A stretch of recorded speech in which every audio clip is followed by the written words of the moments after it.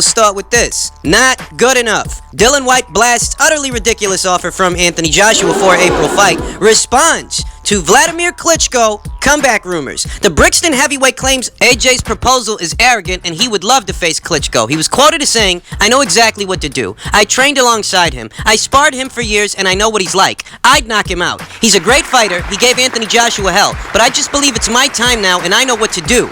I know how I need to fight him. Of course he can put me down. He's very experienced. I just believe I will take it into his kitchen and rip the sink out. He doesn't like body punches as well. I know that from sparring with him." Every time you turn around now, you see a guy telling Anthony Joshua that I deserve more, that I'm entitled to this much. I mean, consider how long Deontay Wilder was telling people that he deserves 50% of an Anthony Joshua fight. This was well before he even fought Fury. He felt he was entitled to 50%. And Tyson Fury himself very recently said that he wants 50%. We know that way back when there was a discrepancy between what Parker wanted for the fight and he wanted more than he was offered. But at the end of the day, Parker got real because Parker wanted the fight. Parker had to come down from those clouds and come down from those demands if he wanted to get Anthony Joshua in the ring. And because he wanted to get him in the ring more than anything, he came off of those demands. And he got the fight that he wanted and a significant payday. The biggest payday he's ever had as a professional boxer. I think something very similar applies to Dillian White. I understand Dillian White's counterpoints, that he's had several fights, something like 8 or 9, and he's won most if not all of those fights in spectacular fashion. He's garnering his own marquee value. He's building his own brand the way that he's winning these fights. Fights against Lucas Brown, fights against Joseph Parker, the first fight with Derek Chisora, and the rematch, which ended in even more spectacular fashion. In that way, I understand what Dillian White is saying, but what I think a lot of these fighters have to realize is, as their marquee value grows, so does Anthony Joshua's. His career hasn't stagnated from the time you guys first fought. His marquee value has raised also. Didn't stop. You know, it's becoming like a running fucking gag. Guys going up to Anthony Joshua and telling him that you deserve to pay me. You know, I deserve more. You should pay me more. It's like a running fucking gag. When the focal point of everything really should be the fight itself. The fight itself determines your future, but if you get into a haggling situation that impedes the fight itself, well, there goes your future. This guy's got 3 of the 4 world titles, okay? So this is your best bet at fighting for a world title, let alone 3. We know that Wilder's not going to give you the time of day. We done been there and done that. We've been through all of that. So in this situation, you might actually have to bite the bullet if you want to, fight for a title, or if you want to meet Anthony Joshua in the ring again because you feel you can beat him. At the end of the day, you can't haggle but so much. Beggars can't be choosy. And at the table with Anthony Joshua, that's what most of these guys are. They're beggars. Do you really think that he needs to fight you to pull in a massive payday? Do you really think that? Because he doesn't. I mean, you see what the guy drew for fighting Carlos Takam. It was several times over what he got for fighting with you. I mean, it's just the reality of these kinds of things. You can understand both sides of the argument that a professional fighter like Dillian White, he's going in there, he's risking his well-being, and he wants to be compensated adequately for it. But just what is adequate when this is the guy that you're planning on fighting? We know who this guy is, we know what his marquee value is, and we know he's going to get the lion's share of the pot. If you really want to fight this guy, you may have to make a sacrifice. It's not uncommon, and that's just the reality of it. Now, in regards to a Dillian White versus Vladimir Klitschko fight, let's get to that because I think that's the juiciest part of this news. There have been rumors circulating that Vladimir Klitschko intends to return, and it's not unheard of at all. I mean, we saw Larry Holmes and George Foreman gear very similar comebacks to the one proposed by Vladimir Klitschko, at least based on these rumors. Haven't heard it from the man himself. But if these rumors check out and Vladimir Klitschko does return, that's not uncommon. We've seen it before. Many times. In today's heavyweight division, Vladimir Klitschko would bring a level of experience that most, if not all of these guys don't have. They don't have it. They haven't been around as long and fought on the level at all, or as long as he has. He has a level of experience that is almost completely unrivaled in today's heavyweight division of young up-and-comers and 1 or 2 ghosts of yesteryear. But even those ghosts were beaten by Vladimir Klitschko. Any young up-and-comer climbing these ranks who encounters a world-class opponent in a Pulev or a world-class opponent in a Povetkin, well, these are guys that Vladimir beat already. He done been there and done that. That's a level of experience that he has. Ahead of a fight with Dillian White, there are certain consequences, I should say, certain ramifications depending on the outcome. If Dillian were successful in beating Vladimir Klitschko, it would. I think the fight itself would get attention. I really do think that. I think a fight between Vladimir Klitschko and Dillian White could get you a lot of bang for your buck. Because Dillian's an action fighter through and through. That's really what he is. 90% of the time you see Dillian, he's an action guy. And Vladimir Klitschko is a very methodical fighter. So the intrigue of that situation in and of itself is enough to bring in an audience. I think the people over there in the UK would pack Wembley to see that fight. I really do. Because it's a classic matchup of the boxer versus the puncher. Dillian White is not the methodologist that Vladimir Klitschko is. He's not the tactician that Vladimir Klitschko is. Undoubtedly, Dillian White would be the aggressor. And the intrigue of the fight is that we know what Vladimir has done in the past. And we know that a prime Vladimir would stand way better odds of beating Dillian White. But the intrigue, however, is that we don't know that today. We don't know that Vladimir Klitschko has enough in the tank to beat a guy like Dillian White, who's got all the momentum on his side, and he's got Father Time on his side. Just as well, he's been the more active fighter, and he is the younger fighter. So there are a lot of things working for Dillian White that aren't working for Vladimir Klitschko.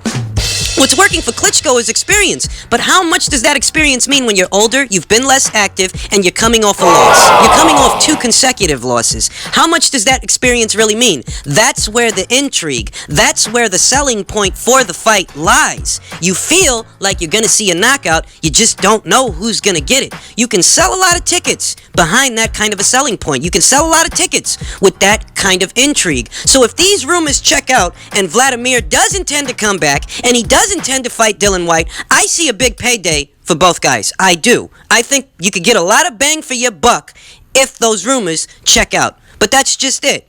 At this point, they're just rumors. There's nothing tangible. There's nothing from Vladimir, you know, via his Instagram or any of his social media accounts. There's nothing from him letting the boxing fans know that he's back.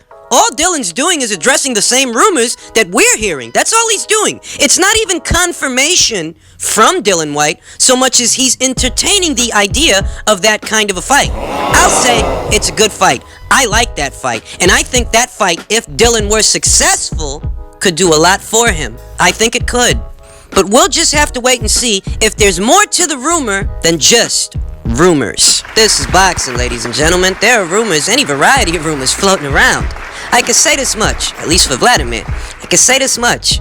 This is the kind of fight that stands between Vlad and everything else. This is the kind of fight that stands between Vlad and the world stage. This is the kind of fight that could show the boxing fans that he's still got it. A lot of people feel that he showed that in the Joshua fight, but that was some time ago. And if that Vladimir shows up to a Dillian White fight, then Dillian White will have his work cut out for him. If that's the Vlad we get. The question is that the Vlad we would get? We don't know, and that's the intrigue. That's the selling point. I think that if Vladimir were to beat Dillian White, that would effectively reintegrate him into the world stage and the heavyweight, the elite heavyweight boxing scene. Because that's what Dillian White is, whether you like it or not. He's a top 10 heavyweight. Division by division rankings, you will see the name of Dillian White across the board. He's a top 10. And if old man Vladimir can come back and beat a top 10 heavyweight, that effectively puts him back on the scene. We'll see what happens. Why would the money not exist? I don't know. Well, Eddie Hearn specifically says Tyson Fury got paid pretty well. I mean, no one's complaining that the check bounced. You know, I mean, I don't know. I mean, what you think between Viacom that owns Showtime and Heyman and everybody involved in the fight, that we made an offer when the money didn't exist? Well, it's also the contradicting statement from Frank Warren, right? Saying that somehow, that money was tied to BT. I know that Espinoza has already given me his opinion on that and how that was false, but why would Frank say such a thing? Say what? What thing? I don't even know what you're talking about. That part of the $50 million offer would be coming from BT Sports. Yeah, but what's the problem with that? When you're making an offer and you're fighting a British guy, you're going to have somebody as a partner in the UK. Well, wouldn't that be I don't have to. If I make a legitimate offer, this is boxing, man. This isn't like proof of funds. But I never heard that expression until it came out of Eddie Hearn's mouth. dude, don't you see that contradicts? It's like contradicting or a conflict of interest. The fact that BT would be tied to an offer that is for Sky Sports, a fighter that's tied to Sky Sports. That was No, the follow-up. it wasn't a fighter for Sky Sports. No, it wasn't. Yes, he was, Lou.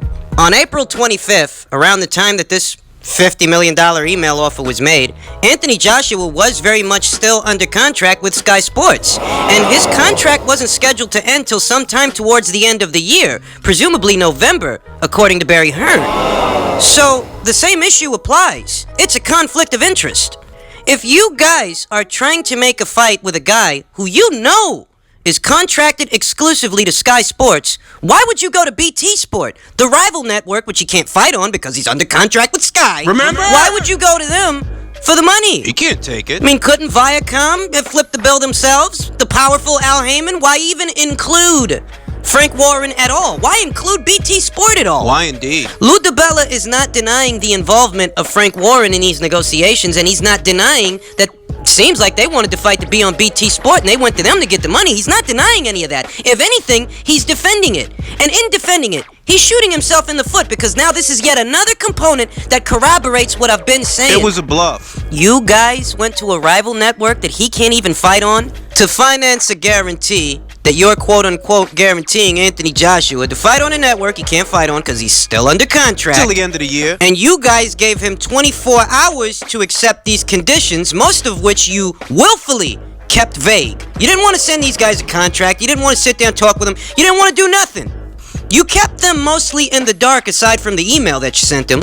And you gave him 24 hours to agree under these conditions. Why? And we're to believe that this was your way of trying to make the fight. No, this was your way of trying to con the boxing fans. This was your way of trying to fool people into thinking that you guys are doing the legwork to make the fight. Look, at one point, Lou Dibella acts like he doesn't even know what Frank is fucking talking about. Like Frank didn't sit there and say that shit on Boxing Social. At one point in the interview with Nesta Gibbs, that was from the Boxing Voice, shout out to the Boxing Voice for asking the hard questions to Mr. Lou Dibella. But at one point it sounds like Lou Dibella doesn't even know what the fuck Frank said. Then at another point in the interview, he's defending it. So this is another situation, this is another example of how Wilder's story, Shelley Finkel's story, it really doesn't add up. You got Frank Warren over there saying that they were gonna come to BT Sport for the money. You got Stephan Espinoza saying, no, that's a lie. It wasn't gonna come from them. It wasn't gonna be on BT. It was gonna be on Sky. Then you got Lou Dibella acting like he doesn't know what Frank is talking about, only for him to turn around and defend that maybe they did go to BT Sport. We need a UK promoter involved. Weren't you already dealing with a UK promoter in Eddie Hearn? Why would you involve another one? Let alone another one we don't even fucking get along with who's on a rival network. It doesn't make sense, ladies and gentlemen. I didn't want to touch on this subject again. I did it at the request of one of the members because they wanted me to touch on how Lou Dibella's statements don't even make fucking sense. Of course they don't. Most shit that happens when it comes to Deontay Wilder don't make sense. He's the guy who wants to carry his girlfriend's baby. Remember? He's the guy that wants to get pregnant. Does that make a lot of sense to you? The reality of it all is if you take about 5 steps back and you look at the chronology of this entire situation and all the information that has supposedly been released piece by piece whenever you ask these guys a tough question, if you look at the chronology of it, this story makes absolutely no sense. You make him a $50 million offer supposedly in April, knowing he's still under contract with Sky, so he can't even accept it right now. But you give him 24 hours to accept it, knowing he's still under contract. And what's even funny about all of this is Wilder's fans eat this shit up. Wilder's fans are the same fans that are Errol Spence fans. And what do they say about Errol Spence? He can't fight on another network. He can't go over there to ESPN. Actually, he could if he wanted to because he's not under a promotional contract. He doesn't have an exclusivity contract any more than Mikey Garcia does, at least according to him. He said it. But y'all not expecting Errol to go over there to ESPN, right? Y'all not expecting him to do that, right? I mean, I get it. That's your argument. That you're not expecting Errol Spence to go over to that side of the street for the fight, even though he could if he wanted to. But you don't expect him to do that, right? So why the fuck do you expect Anthony Joshua to go over to BT Sport? Ask yourself that question and see if it makes sense. Because unlike Spence and unlike Mikey, Anthony Joshua does have an exclusivity contract with Sky Sports, with Matchroom Promotions. And you ain't expecting them two free agents, Mikey Garcia. You ain't expecting Mikey to cross the street or Errol to cross the street, but you're expecting a guy who actually does have an exclusivity contract to cross the street. You guys can suck a big fat knife-shaped cock with your bullshit logic and your bullshit arguments. Time and time again, when this subject is revisited, more things are revealed about it, and just how full of shit Deontay Wilder and his team are. That includes Lou DiBella. 1 minute you don't know what Frank said, but the next minute you're defending the shit because Nesta Gibbs is kind of painting you into a corner like, well, look, Frank said that. That's what Frank said. That's one of the tough questions. My hat goes off to him for asking the tough question. That's what Frank said.